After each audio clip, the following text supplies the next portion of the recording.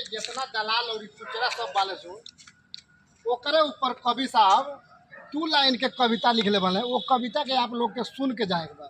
सुनाई कवि साहब। जैसे हर गांव में खुचरा दलाल होना सो, जैसे कुछ ऐसा होना सो कि ओकरी का औकात नहीं के सामने शिकायत करना सो, और तो पक्का बात लेकिन पीछ पीछे शिकायत जल ना करे तो चाहे ना पड़ेला। ऊपर कविता लिखले बानी, पीठ पीछे केहू केतनो बोले ओकर कोनो बात नहीं है, पीठ पीछे केहू केतनो बोले ओकर कोनो बात नहीं है।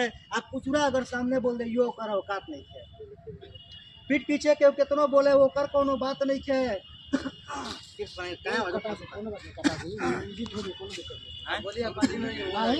वीडियो नहीं काटना चाहिए। रोक दिए हाँ, रोक दिए तो भी कोई बात चलता रहेगा, तो भी कोई तो काट लिया। पीठ पीछे केहू केतनो बोले ओकर कोनो बात नहीं है। आ कुचरा अगर सामने बोल दे इहो ओकर औकात नहीं है। घूम घूम के दूसरा से करेला खूब बुराई, आ वही में बुझेला अपन चतुराई।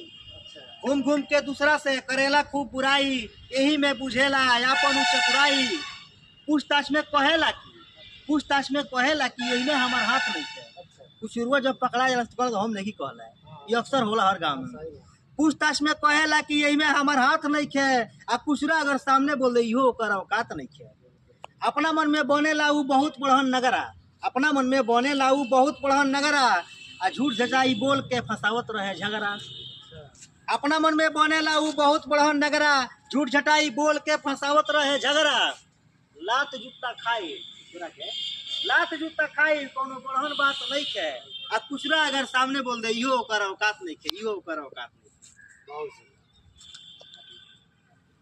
हिंदी बताइए।